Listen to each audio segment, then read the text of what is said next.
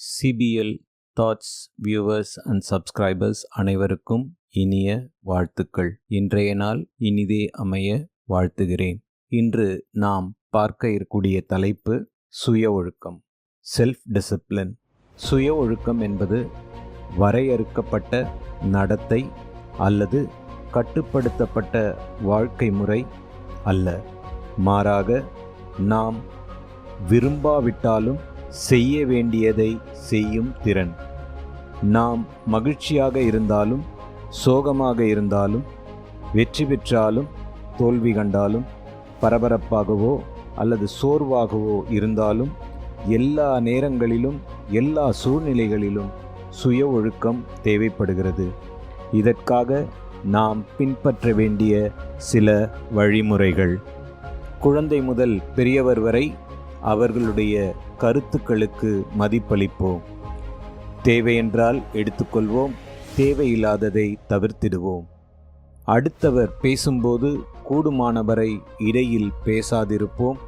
அவர்கள் பேசி முடித்தபின் பேசுவோம் அல்லது அப்படியே விட்டுவிடுவோம். அவர்களுக்கே நன்மை தீமை தெரியும், புரிய வரும். யார் உதவி செய்தாலும் எவ்வித தயக்கமுமின்றி மனதார நன்றி சொல்வோம். யாரிடமாவது குறை கண்டால் தனிமையில் சுட்டிக்காட்டுவோம். பொதுவான இடங்களில் மரியாதை செய்வது நல்லது.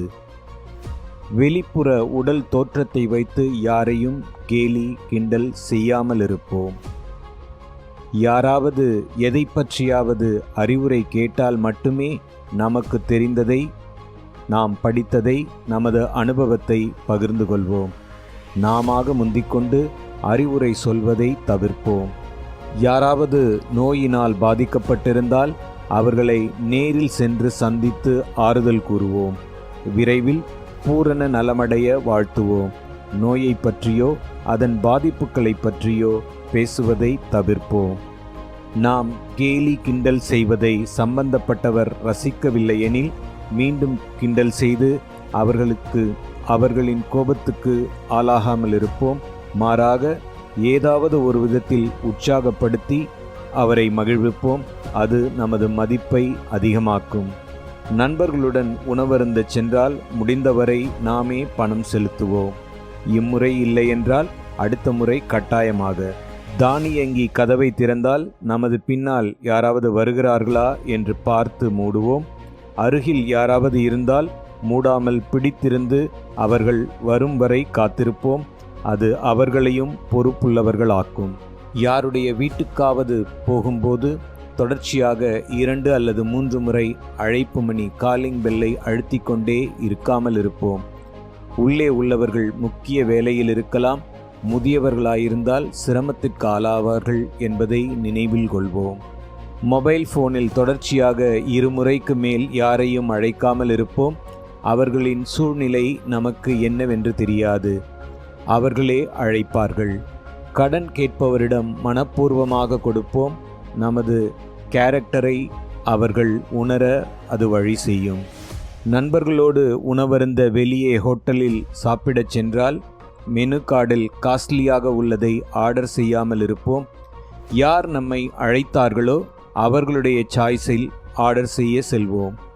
மற்றவர்களை மனம் நோகச் செய்யும் கேள்விகளை தவிர்ப்போம். எடுத்துக்காட்டாக, இன்னும் கல்யாணம் ஆகலையா? உன்னுடைய வயது என்ன? இன்னுமா குழந்தை இல்லை? சொந்த வீடு இல்லையா? என்ன வண்டி வைத்திருக்கிறீர்கள்? இது எல்லாம் நமக்கு எதுவும் உதவ போறதில்லையே, அப்புறம் ஏன்? பழைய நண்பர்களை வெகு நாட்களுக்கு பின் சந்திக்க நேர்ந்தால் சம்பளம், குழந்தைகள், நோய்கள், சொத்து பற்றி பேசுவதை தவிர்ப்போம். அவர்களே சொன்னால் கேட்டுக்கொள்வோம். யாருடைய பிரச்சனையிலும் நாம் தலையிடாதிருப்போம். வாழ்வில் மகிழ்ந்திருக்க, நிறைவான வெற்றியமைய முக்கியமான ஏணிப்படியாகிய இந்த சுய ஒழுக்கத்தை பின்பற்றுவோம். நம்மோடு வாழ்பவர்கள் தாமாக நம்மை பின்பற்றுவார்கள். நன்றி.